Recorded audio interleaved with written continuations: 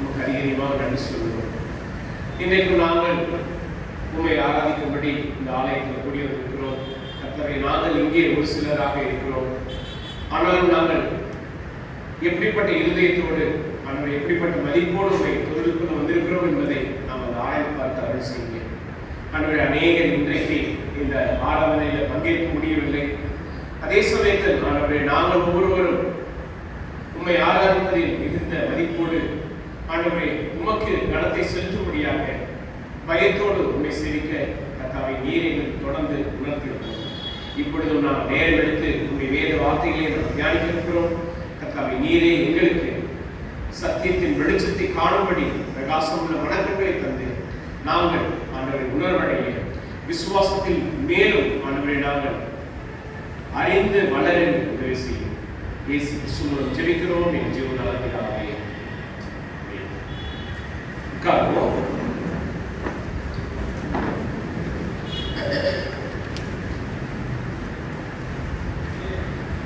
இன்றைக்கும் நாம் நேரம் எடுத்து 2 வேத பகுதிகளை நம்ம சற்று ஒப்பிட்டு படித்து கற்றுக்கொள்ள போகிறோம். மத்தேயு 8ஆம் அதிகாரம், அடுத்தது மார்க்கு 4ஆம் அதிகாரம்.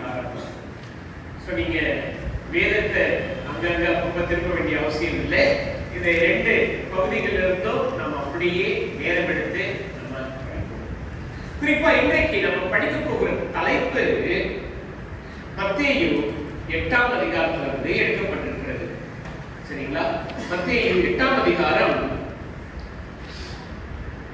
26வது வசனம். அதே சமயத்துல மார்க்கு 4ஆம் அதிகாரம் 40வது வசனம். இந்த 2 வசனங்களையே நம்ம படித்து பார்ப்போம். மத்தேயு 8ஆம் அதிகாரத்துல 26வது வசனம். அதற்காக அற்ப விசுவாசிகளே ஏன் பயப்படுகிறீர்கள் என்று சொல்லி எழுந்து காற்றையும் கடலையும் அதற்றினார். உடனே மிகுந்த அமைதல் உண்டாயிற்று. மார்க் 4ஆம் அதிகாரம் 40வது வசனம். அவர் அவர்களை நோக்கி ஏன் இப்படி பயப்படுகிறீர்கள், ஏன் உங்களுக்கு விசுவாசம் இல்லாமல் போயிற்று என்றார். சோ இன்றைக்கு இந்த 2 வேத பகுதிகளையும் இந்த ஒரு காரியத்தை தான் நம்ம கவனித்து படிக்க போகிறோம். மத்தேயு 8:26 படித்தோம். அற்ப விசுவாசிகளே ஏன் பயப்படுகிறீர்கள். இங்கே ஆண்டவராகிய இயேசுவானவர் இந்த வார்த்தைகளை தம்முடைய சீஷர்களை நோக்கி சொல்லுகிறதை நம்ம பார்க்கிறோம். ஓகே, இந்த மத்தேயு 8ஆம் அதிகாரம் 23லிருந்து 27 வரைக்கும் நம்ம நேரடியாக படித்தோம் என்றால் ஆண்டவராகிய இயேசுவானவர் அவருடைய சீஷரோடு கூட எங்க இருக்கிறார்னா, எங்க ஒரு படகுல ஒரு கரையிலிருந்து இன்னொரு இடத்துக்கு அவங்க பிரயாணம் பண்ண போகிறார்கள். போற சமயத்துல நடக்கக்கூடிய சம்பவங்கள் என்னன்றதை நம்ம பார்க்கிறோம். ஓகே, நம்ம நேரம் எடுத்து படிப்போம் பாருங்க. மத்தேயு 8ஆம் அதிகாரத்துல 23லிருந்து 27 வசனங்கள் வரைக்கும் என்ன இருக்கு வாசிக்கிறோம். அவர் படகில் ஏறின பொழுது அவருடைய சீஷர்கள் அவருக்கு பின் சென்று ஏறினார்கள். அப்பொழுது படகு அலைகளினால் மூடத்தக்கதாய் கடலில் பெரும் காற்று உண்டாயிற்று. அவரோ நித்திரையாய் இருந்தார். அப்பொழுது அவருடைய சீஷர்கள் அவரை எழுப்பி, ஆண்டவரே, எங்களை ரட்சியும், மடிந்து போகிறோம் என்றார்கள். அதற்கு அவர், அற்ப விசுவாசிகளே ஏன் பயப்படுகிறீர்கள் என்று சொல்லி எழுந்து காற்றையும் கடலையும் அதற்றினார். உடனே மிகுந்த அமைதல் உண்டாயிற்று. அந்த மனுஷர்கள் ஆச்சரியப்பட்டு, இவர் எப்படிப்பட்டவரோ, காற்றும் கடலும் இவருக்கு கீழ்ப்படுகிறதே என்றார்கள். இப்ப இதை படிக்கும் பொழுதே நமக்கு நடந்த சம்பவம், சூழ்நிலை என்னன்றது நல்லாவே தெரிகிறது. இந்த சீஷர்கள் சந்தித்த அதுவும் எதிர்பாராத ஒரு சூழ்நிலை. என்ன ஒரு சூழ்நிலை? படகுல அவங்க ஏறி பிரயாணம் பண்ணும் பொழுது திடீர்னு பயங்கரமான காற்று, கடலில் பெருங்காற்று உண்டாயிற்று. கொஞ்சம் யோசிச்சு பாருங்க. ஆண்டவராகிய இயேசுவோடு கூட இருந்த சீடர்கள் முக்காவாசி பேர் யாரு? மீன் பிடிப்பவர்கள். மீன் பிடிக்கிற தொழிலில் இருக்கிற இவர்கள் கடல்ல எல்லா விதமான சீற்றங்களையும் கடந்து வந்திருப்பாங்க, அனுபவித்திருப்பார்கள். மிக ஆபத்தான, மிக அதாவது என்ன சொல்லப்போனா சாகும் தருவாயை அவர்கள் சந்தித்து வந்திருப்பார்கள். அந்த அளவுக்கு இவர்களுடைய தொழில் மிகவும் ஆபத்து நிறைந்த ஒரு தொழிலாக இருந்தது. அப்படிப்பட்ட இந்த சீஷர்கள் படகுல ஏறி ஆண்டவராகிய இயேசுவானவரோடு ஒரு கரையிலிருந்து இன்னொரு இடத்துக்கு பிரயாணம் போகும்பொழுது எதிர்பாராத விதத்தில் பயங்கரமான ஒரு காற்று. மீனவர்கள் என்று சொல்லும் பொழுது ஆப்வியஸ்லி அவங்களுக்கு கடல் சீற்றத்தை பற்றி ஓரளவுக்கு அறிவு, ஓரளவுக்கு அவங்க என்ன பண்ணுவாங்கன்னா பகுத்து ஆராய்வார்கள். அலைகளுடைய தன்மை, காற்றினுடைய எந்த பக்கத்தில் வீசுகிறது, அதே சமயத்துல ஈவன் மீன்களை பிடிக்கணும்னா எந்த இடத்துல போடணும், எங்க அதிகமான மீன்கள் கிடைக்கும் என்பதை நன்றாக அறிந்திருக்கக்கூடியவர்கள். இப்படிப்பட்ட திறமை உள்ளவர்கள் இங்கே திடீர்னு ஒரு பயங்கரமான காற்று வந்த உடனே என்ன ஆகுறாங்கன்னா பயம் என்பது நம்மளுடைய வாழ்க்கையில நம்மோடு கூட ஆரம்பத்துல இருந்து முடிவு வரைக்கும் இருக்கக்கூடிய ஒரு குணம். இது இயற்கையானது. நமக்கு பயம்ன்றது எல்லா விதத்திலையும் பயம், எதை பார்த்தாலும் பயம். நமக்கு ஒரு சில பர்டிகுலர் திங்ஸ் இருக்கும். ஓகே, தண்ணியில நின்னா எனக்கு ஆகாது பயம். அதே சமயத்துல ரொம்ப உயரமான ஒரு இடத்துல நின்று பார்த்தா எனக்கு பயம். அப்புறம் சின்ன சின்ன பிராணிகளை பார்த்தா எனக்கு பயம். அதுக்கப்புறம் இருட்டுல, அதாவது 7 மணி 8 மணிக்கு மேல நடந்தா எனக்கு பயம். எல்லா வயசும் நம்ம பயப்படணும். அதுலயும் இப்போ பாத்தீங்கன்னா சமுதாயத்துல என்னன்னா அந்தந்த வயதுல சொல்ல போனா 30 40 வயது ஆயிடுச்சுன்னா என்ன ஒரு பெரிய ஒரு பயம் வரும். ஐயோ, எங்க எனக்கு உடல்நிலை சரியில்லாம போயிடுமோ, எனக்கு எங்க இந்த வியாதி வந்துடுமோ, எங்க நடக்க முடியாதோ, இது இப்படி அப்படி பல விதமான காரியங்களுக்கு நம்ம பயப்படுவோம். அதுலயும் ஒரு சில பேருக்கு என்னன்னா கனவு வரும். கனவு வந்தாலே பயம் வரும். என்ன பயம்? எங்க அவங்களுக்கு கனவு நடந்துருமோ, இதே நல்லதா இருந்தா நடக்கணும்னு எதிர்பார்ப்போம், கெட்டதா இருந்தா ஐயோ நடக்கவே கூடாது, அப்படிலாம் இருக்கவே கூடாதுன்னு பயப்படுவோம். சோ பயம் என்பது நம்முடைய வாழ்க்கையில் இயற்கையான ஒரு விஷயம். உலகத்தில் இருக்கிற எல்லா ஜனங்களும் பயப்படுவார்கள். இது உண்மை. பயமே இல்லாதவர்கள் யாரும் கிடையாது. வெளியில வேணா அவன் பயம் எல்லாம் காட்டிக்கலாம்னா பயம் என்பது நிச்சயமாக இல்லை. அதுல குறிப்பா இந்த சீசர்கள் எதுக்காக பயப்படுறாங்கன்னா தங்களுக்காக, தங்களுடைய உயிருக்காக, தங்களுடைய ஜீவனுக்காக பயப்படுறாங்க. இன்னைக்கு நாம எல்லாரும் நம்ம சொந்த உயிரை பாதுகாப்பதற்கு நம்ம என்ன பண்ணுவோம்? கண்டிப்பா பயப்படுவோம். எப்படி? ஐயோ நமக்கு எதுவும் நடக்கக்கூடாது, வண்டியில போகும்போது கவனமா போகணும், ரோட்டை கிராஸ் பண்ணாலும் பார்த்து கிராஸ் பண்ணணும், நம்ம யாரும் கண்மூடித்தனமா என்ன பண்ண மாட்டோம்? ரோட கிராஸ் பண்ண மாட்டோம். நம்ம ஆப்வியஸ்லி நம்ம எல்லா விதத்திலும் பாதுகாத்து நாம பத்திரமா இருக்கணும் அப்படிங்கிறதுல ரொம்ப விழிப்புணர்வோடு இருக்கணும். நமக்கு ஏதாவது ஒண்ணுன்னா ஆப்வியஸ்லி இந்த பயம் கண்டிப்பாக இருக்கும்.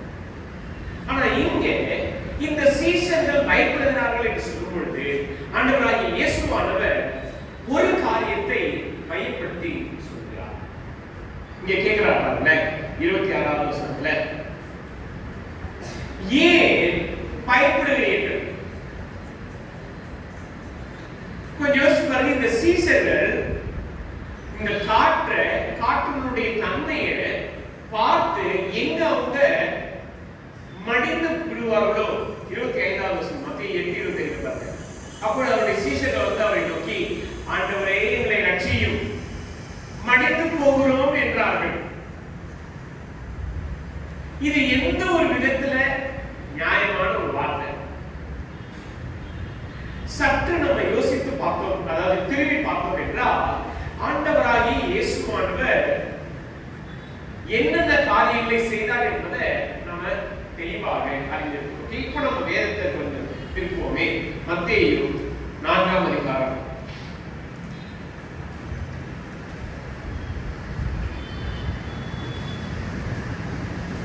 மத்தேயு 4ஆம் அதிகாரம். இங்க ஆண்டவராகிய இயேசுவானவர் வியாதிப்பட்டவர்களை, சகல நோய்களை அவர் நீக்கி சுஸ்தமாக்கினார் என்று நம்ம படித்தோம் போன வாரம். 23ஆம் வசனம், மத்தேயு 4ஆம் அதிகாரம் 23, அதுக்கப்புறம் 24. பலவிதமான வியாதிகளையும் வேதனைகளையும் அடைந்திருந்த சகல பிணியாளிகளையும், பிசாசு பிடித்தவர்களையும், சந்திர ரோகிகளையும், திமிர்வாதக்காரர்களையும் அவரிடத்தில் கொண்டு வந்தார்கள். அவர்களை சுத்தமாக்கினார். ஆண்டவராகிய இயேசுவானவர்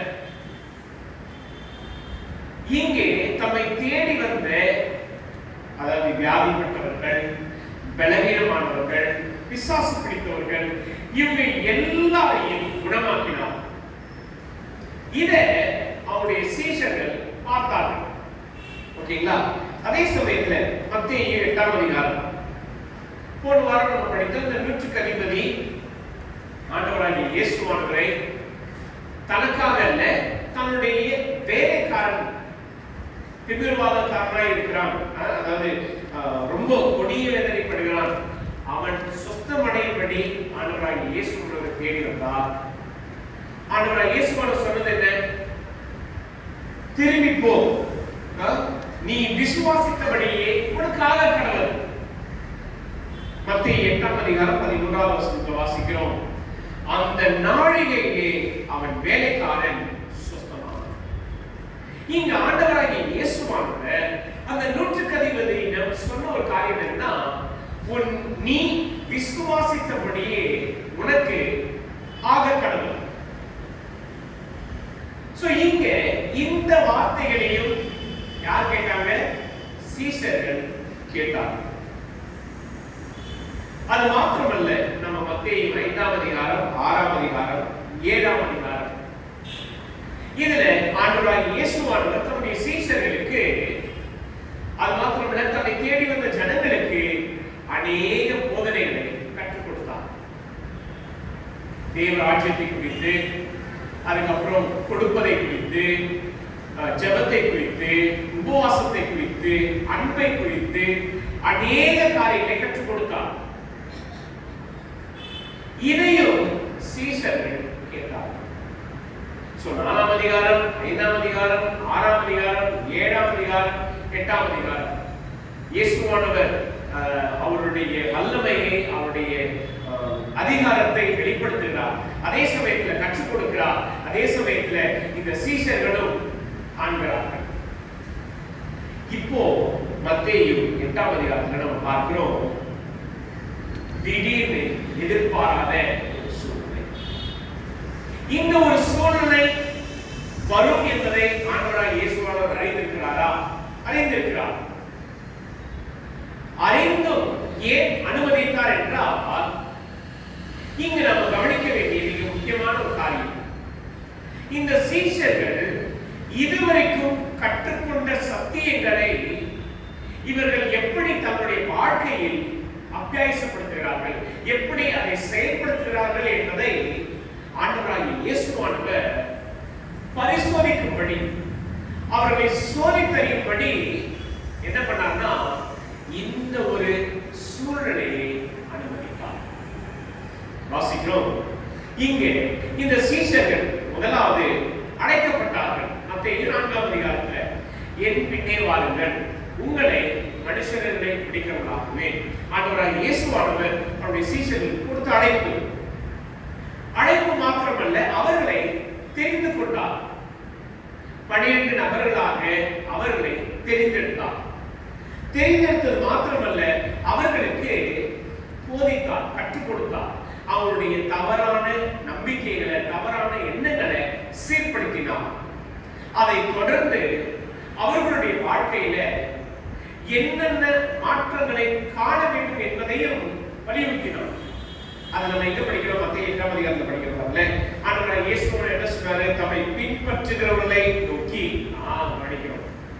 இஸ்ரவேலுக்குள்ளே இப்படிப்பட்ட ஒரு விசுவாசத்தை நாம் காணவில்லை என்று சொல்கிறார். சோ ஆண்டவராகிய இயேசுவானவர் தம்முடைய சீஷர்களை அழைத்தது மாத்திரமல்ல, தெரிந்து கொண்டது மாத்திரமல்ல, கற்றுக் கொடுத்தது மாத்திரமல்ல, அவர்களை சீர்படுத்துகிறார், அவர்களை மாற்றுகிறார், அவர்களுக்கு எல்லா விதமான காரியங்களையும் நேர்த்தியாக கற்றுக் கொடுக்கிறார். இப்போ இந்த சீஷனுடைய ஆவிக்குரிய தன்மை, குறிப்பா அவருடைய விசுவாசத்தின் அளவு எப்படி இருக்கிறது என்பதை அறிந்து கொள்ளும்படி ஆண்டவராகிய இயேசுவானவர் இந்த ஒரு சோதனையை அவர் அனுமதிக்கிறார். இங்க வாசிக்கிறோம், இந்த சீஷர்கள் படவிலே பிரயாணப்படுகிறார். மார்க் 4ஆம் அதிகாரத்துல இதனுடைய விளக்கத்தை நம்ம பார்க்கிறோம்.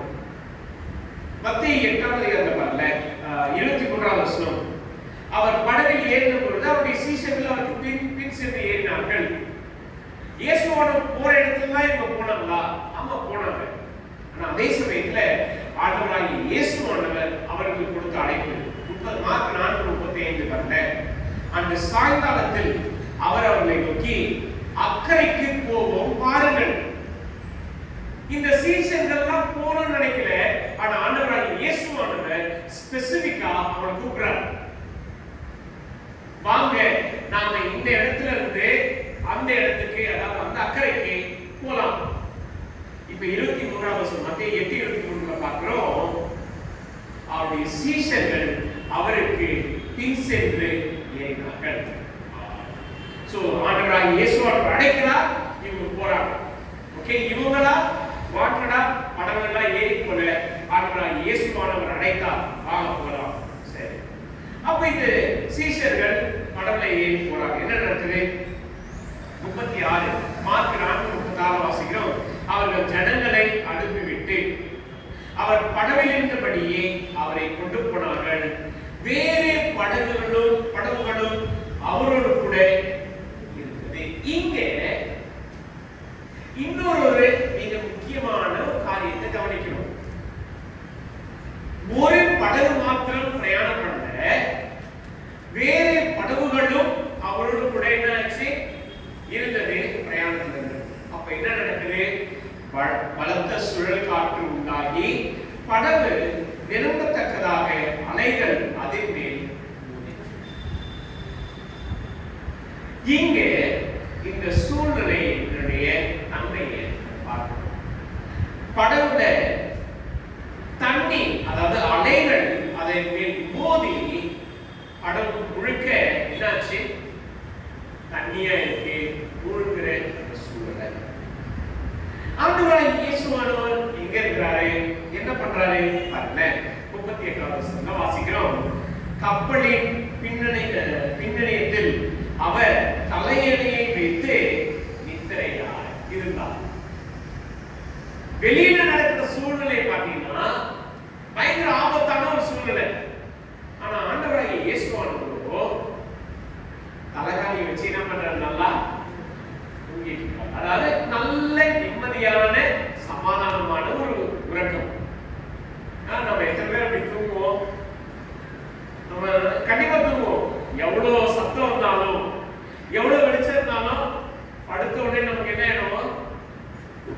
நம்மளாம் பாக்கியசாலி. ஆண்டவராகிய இயேசுவானவர் ஒரு நாள் முழுக்க தன்னுடைய ஊழியத்துல கலைப்பினால என்ன பண்றாருன்னா படுத்து தூங்குறார். அதுவும் வரலைங்க, தலையணையை வைத்து நித்திரையா இருந்தார். ஆண்டவராகிய இயேசுவானவர் ரொம்ப ப்ரிப்பேர்டா இருந்தாரு. ஓகே ஃபைன், படுத்து தூங்குவோம். இந்த சீஷர்கள் எப்படி இந்த சூழ்நிலையை மேற்கொள்வாங்க?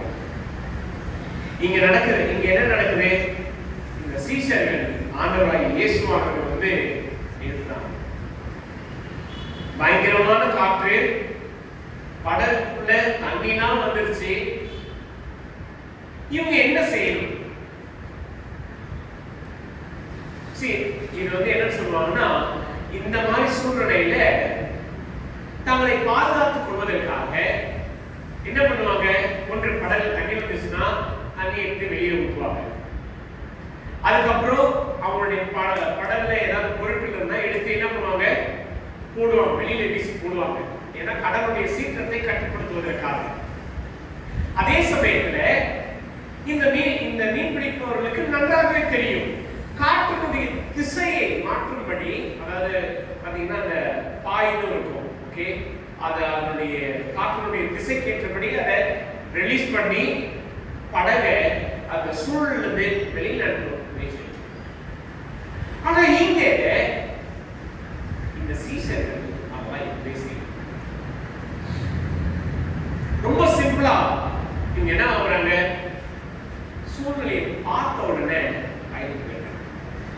பயந்த உடனே என்ன செய்யறாங்கன்னா இயேசுவானவர் போய் எழுப்புறாங்க. என்ன சொல்லி, போதகரே நான் மடிந்து போகிறது உங்களுக்கு கவலை இல்லையா? அதாவது ஐயா நாங்கெல்லாம் வந்து சாக போறோம், உங்களுக்கு அது கவலையே இல்லையா? நீங்க நிம்மதியா தூங்குறீங்களே. எத்தனை கணவன்மார்கள் இந்த ஒரு வார்த்தையை கேட்டிருப்பாங்க, எத்தனை மனைவிமார்கள் இந்த வார்த்தையை கேட்டிருப்பாங்க. நான் இவ்வளவு கஷ்டப்பட்டிருக்கேன், உங்களுக்கு கவலையே இல்லையா? நான் இவ்வளவு வேதனை பண்றேன், உங்களுக்கு இவ்வளவு கொஞ்சம் கூட அக்கறையே இல்லையா? இந்த சீசர்கள் ஆண்டவராகிய இயேசுவானவரிடத்தில் தங்களுடைய மன ஆதங்கத்தையும் சொல்றாங்க. உங்களுக்கு கவலையே இல்லையா? நாங்கெல்லாம் சாக போறோமே. இங்கே இந்த சீசர்கள் தங்களுடைய உயிருக்காக அதிகமாக ஐயோ இப்படிப்பட்ட ஒரு சூழ்நிலை வந்துருச்சு, இதுல எனக்கு ஆபத்து, என் வாழ்க்கை முடிய போகிறது, என்ன பாதுகாக்க இயேசுவானவரை போய் எழுப்புறாங்க. என்ன சொல்லி, நாங்க மடிந்து போகிறது. இப்பதான் ஒரு அற்புதமான ஒரு காரியம். ஆண்டவராகிய இயேசுவானவர் காற்றையும் கடலையும் அதட்டி இறையாவே அமைதலாய் இரு என்றார். அப்பொழுது காற்று நின்று போய் மிகுந்த அமைதி. இங்கே இந்த சூழ்நிலையை பார்த்தவுடன் இந்த சீசர்கள் என்ன சொல்றாங்க, வாசிப்பாங்க 41. அவர்கள் மிகவும் பயந்து, மறுபடியும் பயந்தான். முன்னாடி பயங்கரமா காற்றடித்தது, படகுக்குள்ள தண்ணி வந்துருச்சு, பயந்தாங்க, ஓகே. இப்போ காற்று நின்று போனது, அலைகளும் அமைதலாயிடுச்சு, திருப்பவும் ஏன் பயப்படணும்? 41 வாசிக்கிறார். அவர்கள் மிகவும் பயந்து, இவர் யாரோ, காற்றும் கடலும் இவருக்கு கீழ்ப்படுகிறதே என்று ஒருவரோடு ஒருவர். இங்கே இந்த சீஷர்கள் உள்ளத்தில் இருந்த அந்த பயம், அவர்கள் இந்த சூழ்நிலையினால திகழடைந்து போனார்கள். இந்த சூழ்நிலையினால அவர்கள் கற்றுக்கொண்ட சத்தியம் ஒன்று கூட அவர்களுடைய சிந்தனையும் மனதிலும் மாறாக ஆண்டவராகிய இயேசுவானவரை பார்த்து, இவர் யாரோ, காற்றும் கடலும் இவருக்கு. கொஞ்சம் யோசிச்சு பாருங்க, ஆண்டவராகிய இயேசுவானவரோட இந்த சீஷர்கள் அனுதினமும் சஞ்சரித்தார்கள். அவர் எங்கெல்லாம் போறாரு அங்கெல்லாம் போனாங்க, என்னெல்லாம் உபதேசித்தார்கள் எல்லாவற்றையும் கேட்டார்கள். ஆனாலும் இவர்களிடத்தில் இல்லாத ஒரு காரியம் என்ன அப்படின்னு பார்த்தீங்கன்னா, ஆண்டவராகிய இயேசுவானவர் அதை வெளிப்படையாக அறிக்கையிடுகிறார். என்ன சொல்றாரு? 4வது லூக்கா 4:4. அவர் அவர்களை நோக்கி, ஏன் இப்படி பயப்பட்டீர்கள்? ஏன் உங்களுக்கு விசுவாசம் இல்லாமல்? இது ஆங்கிலத்தில் படிக்கும் பொழுது நல்ல ஒரு வார்த்தை, ஓகே. ஆங்கிலத்தில் படிக்கும் பொழுது நோ ஃபெய்த் அப்படின்னு மென்ஷன் பண்ணியிருப்பாங்க. இந்த சீஷர்களுக்கு ஆண்டவராகிய இயேசுவானவர் மீது விசுவாசம் இல்லையா? 4வது அதிகாரத்தில் வாருங்கள் உங்களை மனுஷரை பிடிக்கிறதாக்குவேன் வந்தாங்க. மத்திய 5ஆம் அதிகாரம் ஆண்டவராகிய இயேசுவானவர் போதிக்கும் போது திரளான ஜனங்கள் வந்தாங்க. அவர் உட்கார்ந்து போது அவருடைய சீஷர்களும் அவரிடத்தில் வந்தார்கள். வந்து இயேசுவானுடைய போதனைகள் தான் கேட்டாங்க. இன்னும் சொல்ல போனா 150 வேலைக்காரன் குணமாக்கப்பட்டதையும் இவர்கள் பார்த்தார்கள். இது எல்லாம் பார்த்து கேட்டு கண்டு படித்து கொடுத்த பிற்பாடும் ஆண்டவராகிய இயேசுவானவர் தம்முடைய சீஷர்களை பார்த்து சொல்றாரு, ஏன் உங்களுக்கு விசுவாசம் இல்லாமல்? இந்த சீஷர்கள் ஆண்டவராகிய இயேசுவானவரோடு கூட இருந்தும் ஆண்டவராகிய இயேசுவானவருடைய அற்புதங்களையும் அவர் சுத்தமாக்குறதை கண்டும் அவருடைய உபதேசத்தை கேட்டும் அவருக்கு என்ன கிடையாது? விசுவாசம். இன்றைக்கு நாம இது மிகுந்த கவனத்தோடு ஜாக்கிரதையோடு கையாள வேண்டும். நாம பல வருடம் கிறிஸ்தவர்களாக இருக்கலாம். நாம் பல வருடம் கிறிஸ்தவன் என்று சொல்லிக் கொள்ளலாம். இன்னும் சொல்லப்போன பல வருடம் உபதேசத்தை கேட்டு படிக்கிற மக்களாக நாம் இருக்கலாம். ஆனால் ஆண்டவராகிய இயேசுவானவர் நம்முடைய வாழ்க்கையில நாம் எதிர்பாராத சமயத்தில் நமக்கு ஒரு போராட்டமோ ஒரு பிரச்சனையோ ஒரு பாதிப்போ வரும் பொழுது நம்முடைய விசுவாசம் எங்கே இருக்கிறது என்பதை அவர் சொல்லுகிறார். நம்முடைய விசுவாசம் எந்த நிலையில் இருக்கிறது என்பதை நிச்சயமாக அவர் ஆராய்ந்து பார்த்தார். இன்றைக்கு நம்ம எல்லாரிடமும் பயம் என்று இருக்கிறது. உங்களுக்கும் சரி, எனக்கும் சரி. எனக்கு என்ன பயம்? ஒவ்வொரு வாரமும் நான் கொண்டு வர செய்தி உண்மையிலேயே ஆண்டவருடைய வார்த்தையிலிருந்து கொண்டு வர செய்தியாக இருக்கணும். நான் அதிகமா பயப்படுறேன். அதே சமயத்தில் கேட்கிறவர்களுடைய உள்ளம், கேட்கிறவர்கள் ஒவ்வொருவரும் விசுவாசத்துல உறுதியாக இருந்து அவருடைய ஆவிக்குரிய வாழ்க்கையில வளரணும். வளரலன்னா புதிய மக்களை சந்தித்து ஆண்டவரை குறித்து அவர்களுக்கு பேசணும், ஆண்டவரை ஏற்றுக்கொள்ளணும், அது பயம். சொந்த வாழ்க்கையில, குடும்பத்துல, எல்லா சூழ்நிலையிலும் எல்லா காரியங்களுக்காக பயப்படுவோம். ஆனா நாம் கற்றுக்கொண்ட சத்தியங்கள் எல்லாவற்றையும் நம்முடைய வாழ்க்கை சூழ்நிலை போராட்டத்துல நாம் அதை செயல்படுத்தும் பொழுது நம்மிடத்தில் விசுவாசம். இந்த சீஷர்கள் இந்த சூழ்நிலையில ஆண்டவராகிய இயேசுவானவர் மீது உள்ள அந்த விசுவாசத்தை அவர்களால் என்ன பண்ண முடியலன்னா காண்பிக்க முடியல, வெளிப்படுத்த முடியல. அது உறுதியாக பயந்து போனார்கள், திகிலடைந்தார்கள். ஆண்டவராகிய இயேசுவானவர் போய் எழுப்புறாங்க. என்ன சொல்லி எழுப்புறாங்க? மத்தேயு 8 பார்க்கிறோம். ஆண்டவரே எங்களை ரட்சியும், ஆண்டவரே எங்களை பாதுகாருங்க, எங்களுக்கு உதவி செய்யுங்க. ஆண்டவராகிய இயேசுவானவர் என்ன கற்றுக் கொடுத்தார்? மத்தேயு 6ஆம் அதிகாரத்துல ஜெபத்தை குறித்து கற்றுக் கொடுத்தார். ஜெபித்திருக்கலாம், ஜெபிக்கணும்னு ஒரு எண்ணம் அவங்களுக்கு இல்லை.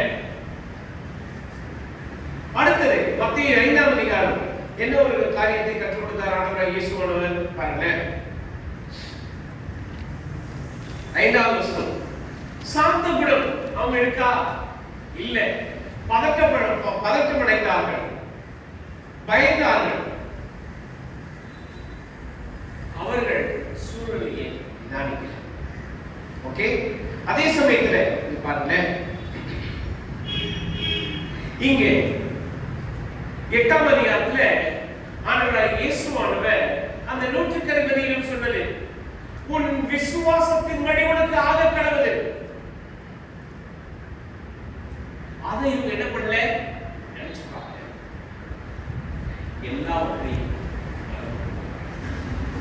எனக்கு அருமையானது இன்றைக்கு நாம் கவனிக்க வேண்டிய மிக முக்கியமான நம்முடைய வாழ்க்கை போராட்டத்துல, நம்முடைய வாழ்க்கையுடைய சூழ்நிலையில, நம்முடைய வாழ்க்கையுடைய பிரச்சனைகள்ல நாம கர்த்தருடைய வார்த்தையை சிந்திக்காமல் மறந்து போவோம் என்றால் நம்முடைய விசுவாசம் எந்த ஒரு சூழ்நிலையிலும் வளராது, அது கிறிஸ்துவுக்குள் உறுதியாக இருக்காது. என்ன சொல்ல போனா ஆண்டவராகிய இயேசுவான சொல்ற வார்த்தை இதுதான், ஏன் உங்களுக்கு விசுவாசம் இல்லாமல். ஏன்னா இன்னைக்கு நம்ம சந்திக்கிற ஒவ்வொரு சூழ்நிலையும் நம்முடைய விசுவாச வளர்ச்சிக்கு ஏதுவாக தான் ஆண்டவர் அதை அனுமதிக்கிறார். கண்டிப்பா அது குடும்ப கஷ்டமா இருந்தாலும் சரி, வேலை சூழ்நிலையா இருந்தாலும் சரி, குடும்ப பிரச்சனையாக இருந்தாலும் சரி, எதுவாக இருந்தாலும் என்னுடைய விசுவாசத்தை நான் எந்த அளவுக்கு வளர்த்துக் கொண்டிருக்கிறேன், இல்ல இந்த சூழ்நிலையில என் விசுவாசத்தை நான் எப்படி கர்த்தர் மீது உறுதியாக வைக்கிறேன், அதை நாம் சரியாக புரிந்து வைத்துக் கொண்டிருந்தால் கண்டிப்பா நம்ம விசுவாசத்துல வளருகிற மக்களாக. பாருங்க, இங்க இந்த சீஷர்கள் என்ன சொல்கிறார்கள்? மத்திய 8லயும் சரி, மார்க் 4லயும் சரி, இவர் யாரோ? இங்க இந்த சீஷர்களுடைய அறிவுத்தன்மை என்னன்னா ரொம்பவும் குறுகியது. இயேசுவானவர் குணப்படுத்துறாரு, இயேசுவானவர் பிசாசுகளை விரட்டுறாரு, இயேசுவானவர் பார்வை இல்லாதவர்களுக்கு பார்வை கொடுக்கிறாரு. இத மட்டும்தான் அவங்க புரிந்திருக்கிறார். அவர்கள் ஆண்டவராகிய இயேசுவானவர் எப்பேற்பட்ட வல்லமை உடையவர் என்பதை அவங்க முழுமையா போதனையை கேட்டாங்க, இயேசுவானவர் பின்பற்றினாங்க. ஆனா அவங்களுடைய உள்ளத்துல இவர்தான் ஆண்டவர் ரட்சகர் என்பதை அவங்களாக உறுதியாக அவர்கள் கற்றுக்கொண்ட அந்த சத்தியங்கள் எல்லாவற்றையும் அவர்கள் சிந்தித்து பார்க்கல. அவர்கள் இங்கே இந்த சீஷர்களை போலதான் நம்ம வாழ்க்கை சூழ்நிலையில, வாழ்க்கை போராட்டத்துல ஆண்டவர் மீது உள்ள விசுவாசத்தை நாம் வைக்காமல், இன்றைக்கு நாம நம்முடைய வேலையை பாதுகாத்துக் கொள்வதற்காக நம்ம பயன்படுவோம், குடும்ப உறவுகளை பாதுகாத்துக் கொள்வதற்காக நம்ம பயன்படுவோம், பிள்ளைகளுடைய வளர்ச்சிக்காக, அவங்களுடைய எதிர்கால வாழ்க்கைக்காக நம்ம பயன்படுவோம். இதெல்லாம் பயன்படும். ஆனா இதுல கர்த்தருடைய வார்த்தை நமக்கு எந்த அளவுக்கு விசுவாசத்தையும் அவரை சார்ந்திருக்கக்கூடிய அந்த பலத்தையும், பயம் இருக்குன்னா பயத்தை அழிக்கவே முடியாது, ஆனா மேற்கொள்ள முடியும். எப்படி? விசுவாசம். இங்கே ஆண்டவராகிய இயேசுவானவர் இந்த ஒரு காரியத்தை ஆழமாக விளக்கப்படுத்தும்படி, கற்றுக் கொடுக்கும்படி அவருடைய சீஷர்களை இந்த ஒரு சூழ்நிலையில எனக்கு அருமையானவர்களே, நாங்கள் நம்ம வாழ்க்கை சூழ்நிலையில ஆண்டவர் எனக்கு ஏன் இந்த பிரச்சனையை கொடுக்கிறாரு, ஆண்டவர் எனக்கு ஏன் இந்த சூழ்நிலையை கொடுக்கிறாரு, ஆண்டவர் எனக்கு ஏன் இந்த கஷ்டத்தை கொடுக்கிறாரு நம்ம கேள்வி கேட்கிறது. நாம கற்றுக்கொள்ள வேண்டியது, ஆராய்ந்து பார்க்க வேண்டிய ஒரு காரியம், இந்த சூழ்நிலையில நான் ஆண்டவராகிய இயேசுவானவரை எப்படி நம்ம சார்ந்தோம், இந்த சூழ்நிலையில ஆண்டவராகிய இயேசுவானவரை நான் எப்படி பக்தியோட விசுவாசத்தோட பிடித்துக் கொள்வது. அது நாம இந்த ஒரு சூழ்நிலை, இந்த ஒரு அனுபவம் சீஷர்கள் யாரும் மறக்கவில்லை. அது குறிப்பா பேதுரு அவர்கள் இந்த ஒரு சூழ்நிலையை மறக்கல. இத அவருடைய நிருபத்துல விளக்கப்படுத்தி காண்பிக்கிறார். இடையில 2 பேதுரு 1ஆம் அதிகாரம், 2 பேதுரு 1ஆம் அதிகாரம்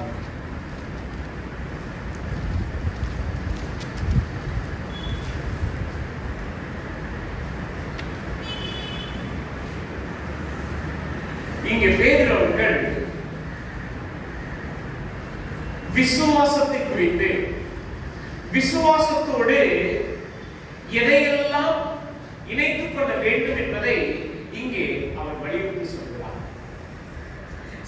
இயேசுவை நம்புறது, இயேசுவை பின்பற்றுவது, அதே போல இயேசுவானுடைய உபதேசத்தை கேட்பது, இது எல்லாம் எப்படி நம்முடைய விசுவாசத்துல வளர்ச்சியை கொண்டு வரும், எப்படி நம்ம விசுவாசத்துல நாம முன்னேற்றத்தை பார்க்க முடியும்.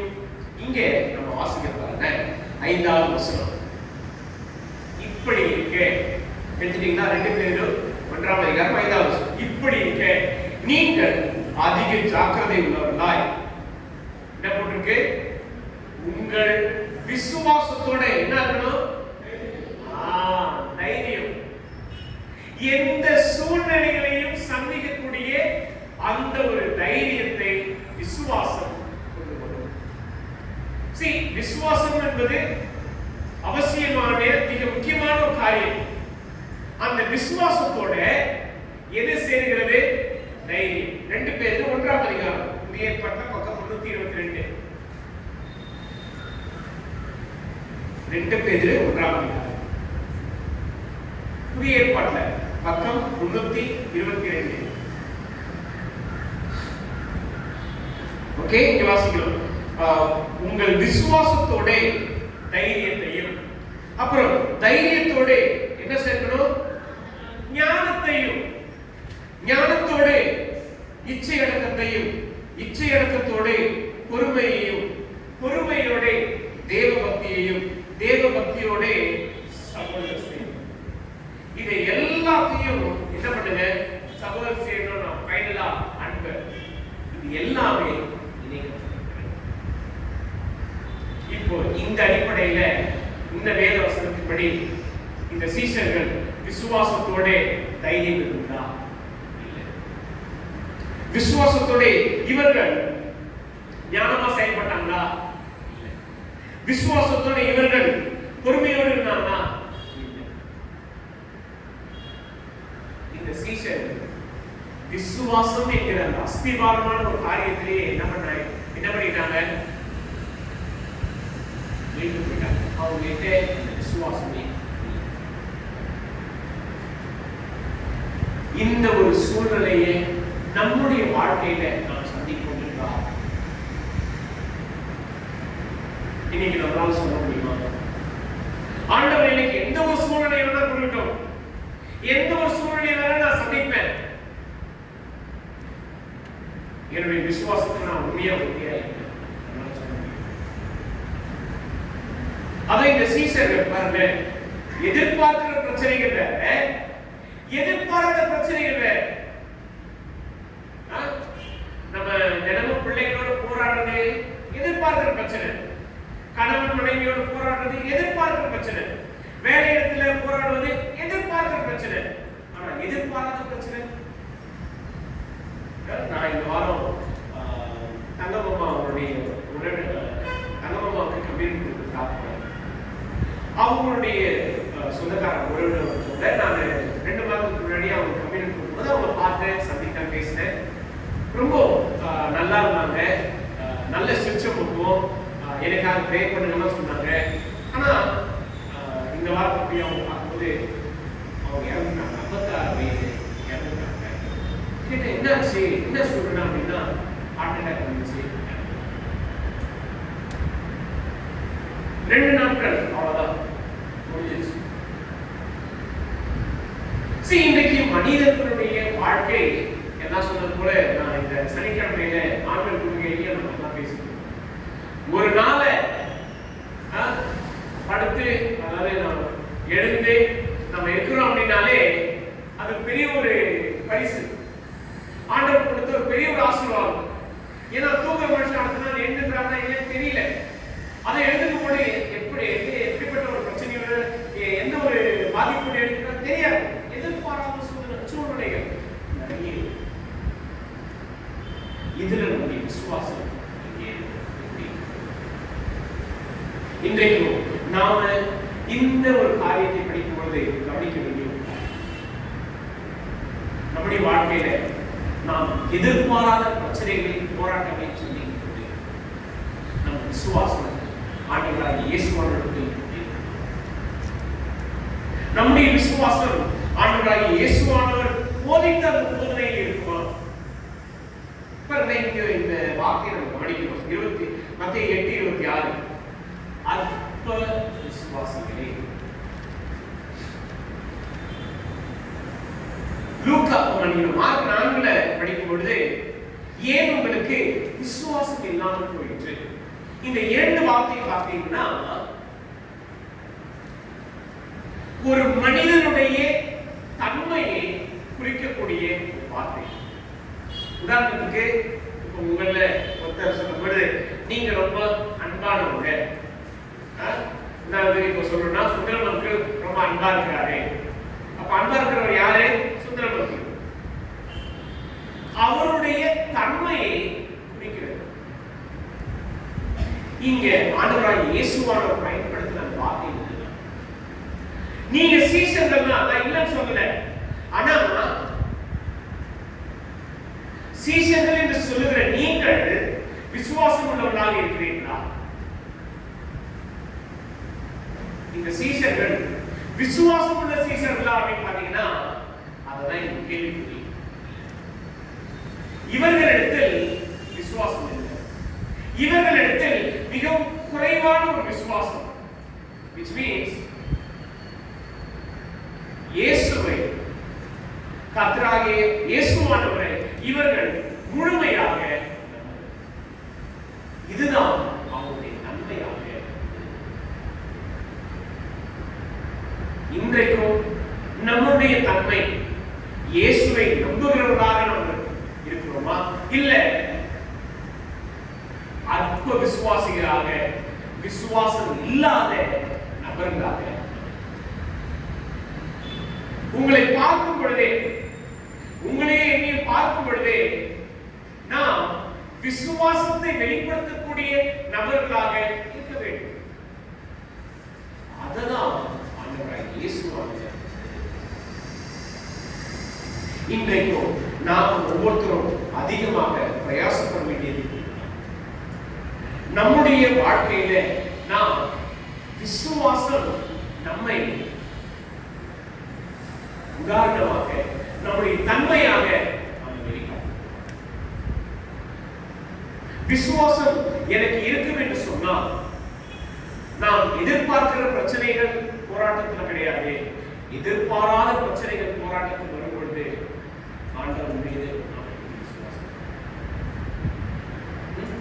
ரொம்ப வருத்தமான ஒரு காரியம் என்னன்னா, என் கூட கல்லூரி வேதாந்த கல்லூரியில் படித்த ஒரு சில மாணவர்கள் இப்போ இந்த வாரத்தில் ரீசெண்டாக கேள்விப்படும் பொழுது ஒரு சில நாத்திகர்களானவர்களே. நான் 3 வருஷம் படித்தேன். ஆனா என்னோடு கூட இருந்த நண்பர்கள் கிட்டத்தட்ட 7 வருஷம் படிப்பு, மட்டும் 7 வருஷம் படிப்பு. அதுக்கப்புறம் டாக்டரேட் 4 வருஷம். இப்போ கடவுளே இல்லை அப்படின்னு சொல்லி எல்லாரும் சமுதாயத்தில் என்ன சொல்றாங்கன்னா, அவங்க நார்த் ஈஸ்ட்ல இருக்காங்க, அவங்க சமத்துவத்தை குறித்து, சமுதாய வளர்ச்சி குறித்து உண்மையிலேயே விசுவாசம் 7 வருஷம் படிப்பு, 4 வருஷம் படிப்பு, அதுவும் ஆராய்ச்சி. டாக்டரேட் படிக்கணும்னா கண்டிப்பா ஆராய்ச்சி பார்த்து அவங்க தீசிஸ் எழுதணும். விசுவாசம் மிகவும் ஆபத்தான காரியம். தேச வைத்தியர் நான் கல்லூரியில் படிக்கும் பொழுது என்னுடைய சீனியர் 7 வருஷம் எம்டிஎஸ் படிச்சு முடிச்சு கிராஜுவேஷன் வாங்கி பட்டத்தையும் புத்தகத்தையும் தூக்கி போடுறாரு. கடவுளே இல்லைன்னு சொல்லி பார்த்தேன்.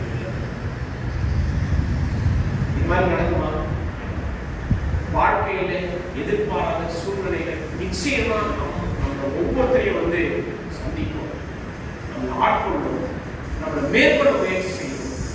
ஆனா அந்த சூழ்நிலையில ஆண்டவராகிய இயேசுவின் மீது வைத்துள்ள விசுவாசம் இருக்கிறதா இல்லையா? அதை நாம தான் கைக்கொள்ளும். நம்ம நிறைய பேர் ஆண்டவரை ரட்சகராக ஏற்றுக்கொள்கிறோம், சந்தோஷம்.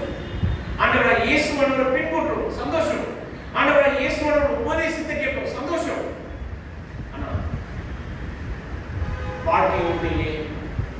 இல்லை, போராட்டம் இல்லை, இல்ல தடுமாற்றத்துல நம்ம விசுவாசம். இந்த விசுவாசத்தை வளர்த்துக் கொள்ள நாம பிரச்சனைகள் என்று சொல்லும் பொழுது வெளியிலிருந்துதான் பிரச்சனை வரணும் இல்லை. நம்முடைய சரீர உபாதைகள் நமக்கு பிரச்சனையை கொண்டு வரும். நம்முடைய குடும்பத்துல பிரச்சனைகளை உருவாக்கலாம். நம்முடைய நண்பர்கள் பிரச்சனையை கொண்டு வரலாம். எனிபடி யாரானாலும் சூழ்நிலையிலே நாம கர்த்தர் மீது விசுவாசத்தை உறுதியாக இன்றைக்கும் நம்ம சிந்திக்கலாம். கர்த்தரிடத்தில் நம்முடைய விசுவாசம் எப்படி இருக்கிறது என்று சொல்லி நாம யாரும் ரொம்ப விசுவாசத்தின் வல்லவர்கள் நினைக்கிறாரு. ஆண்டவராகிய இயேசுவானவர் நம்முடைய வாழ்க்கையில நம்முடைய விசுவாசத்தை சோதிக்கும்படி ஒரு பிரச்சனையோ ஒரு உபத்திரவத்தையோ கொடுப்பார் என்றால்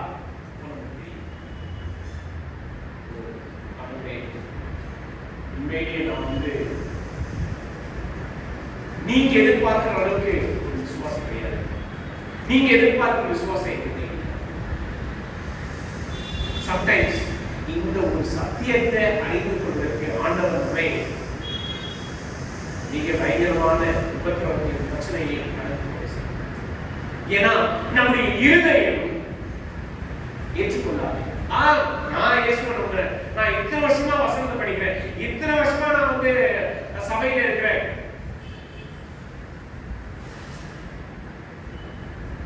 எத்தனை வருஷம் எவ்வளவு படிச்சிருக்கோம், நம்முடைய விசுவாசம் எவ்வளவு உறுதியாக அஸ்திவாரமாக ஆண்டவராகிய இயேசுவான மீது அவருடைய உபதேசத்தில் நாம் கிடைக்கும். சிந்தித்து பார்ப்போம், நம்முடைய விசுவாசத்தை சோதித்து பார்ப்போம். கிறிஸ்துவுக்குள்ளாக நாம் விசுவாசத்தை வளர்வோம். ஏன்னா நம்ம படிக்கிற இந்த தலைப்பு இப்படிப்பட்ட பெரிய விசுவாசம். என்கிட்ட விசுவாசம் இருக்கு, ஆனா அந்த விசுவாசம் பெரிய ஒரு விசுவாசமா இருக்கா, வளர்கிற ஒரு விசுவாசமாக இருக்கிறதா, இல்ல சூழ்நிலைக்கு ஏற்றபடி மாறுகிற ஒரு விசுவாசம். இன்றைக்கு நம்ம ஆராய்ந்து பார்ப்போம், கர்த்தரிடத்தில் நாம் அறிக்கை செய்வோம். ஆண்டவர் நமக்கு அந்த உணர்வை நம்முடைய விசுவாசம் எங்கே இருக்கிறது, எப்படி இருக்கிறது என்பதை சொல்லி கண்டிப்பா ஆண்டவர் நம்முடைய வாழ்க்கையில ஒரு சில காரியங்களை அனுமதித்தார். இதை நீங்க நம்பலாம். பிரச்சனைகளையும் போராட்டங்களையும் சந்திக்கும்படி அனுமதிப்பார். ஏன்னா அது நம்முடைய நன்மைக்காக, நம்முடைய வளர்ச்சிக்காக, நம்முடைய ஆவிக்குரிய தேவைகளை இன்னும் அதிகமா நிறைவு செய்வதற்காக இந்த சூழ்நிலையில நாம பயப்படப்படுறோமா, இல்ல பக்தி விசுவாசத்தை கையாள? இந்த சூழ்நிலையில நாம பயந்து ஆண்டவராகிய இயேசுவரை ஐயோ ஆண்டவரே எங்களை ரட்சிங்க, எங்களை பாதுகாத்து கொள்ளுங்க, இது மாதிரி இருக்குது, நீங்க கவனிக்கலையா, நீங்க பார்க்கலையா, எங்களை கைவிட்டீங்களா? இல்ல ஆண்டவரே, உங்க மேல உள்ள நம்பிக்கையோடு நான் இந்த உபத்திரவத்தை, இந்த கஷ்டத்தை எனக்கு உதவி செய்யுங்க. கர்த்தரிடத்துல நம்ம ஒப்பு கொடுத்து ஆராய்ந்து பார்த்து நம்ம ஜெபிப்போம். எங்கள் கிருபையில நம்மளால் நம்மை நேர்முறையில் இன்றைக்கும் நீர் எங்களுக்கு கொடுத்த உங்களுடைய வேத வாக்குகளுக்காக என்று சொல்லுவோம். கர்த்தாவே, நாங்கள் எப்படிப்பட்டவர்களாக இருக்கிறோம் என்பதை நிச்சயமா வாழ்க்கையில் உள்ள எதிர்பாராத சூழ்நிலைகள் நாங்கள் எங்களுடைய தன்மையை வெளிப்படுத்தும்படி எதில் இருக்கிறோம் என்பதை கண்டிப்பாக வாழ்க்கையில் உள்ள பிரச்சனைகள், கஷ்டங்கள் இந்த சீசன்கள் பலவீனப்பட்டு இந்த சூழலை சந்திக்கும் பொழுது அவர்களுடைய விசுவாசம் தளர்ந்து போனதை நாம் பார்க்கிறோம். அவர்கள் விசுவாசம் இல்லாமல் இருந்ததை நாம் கற்றுக்கொண்டோம். கர்த்தாவே, நாங்கள் இந்த சூழ்நிலையில் இருப்போம் என்றால் உண்மையிலே எங்களிடத்தில் விசுவாசம் இருக்குமோ என்பதை நாம் சோதித்து பார்க்க அவசியம். ஆகவே இது இந்த சமுதாயத்தில் நாங்கள் வாழ்கிற இந்த மக்கள் மத்தியிலே கர்த்தராகிய இயேசுவின் மீது அந்த விசுவாசம் எங்களுடைய தன்மையாக, எங்களுடைய அடையாளமாக நாங்கள் வெளிப்படுத்துகிற எங்களுடைய குணாதிசயமாக இருக்கும்படி கர்த்தாவே நாங்கள் இதில் நிலைத்து கருதி செய்யும். ஒவ்வொரு நாளும் எங்களுடைய விசுவாசம் எப்படிப்பட்டதாக இருக்கிறது என்பதை சோதித்தறிய எங்களை நாங்களே ஆராய்ந்து பார்க்க கர்த்தாவே உண்மையான வெளிப்படையான இருதயத்தை கர்த்தாவே நாங்கள் எந்த ஒரு விதத்திலும் பெருமை பாராட்டுவோம் இல்ல எங்களை மேன்மைப்படுத்தவோ அல்லப்பா.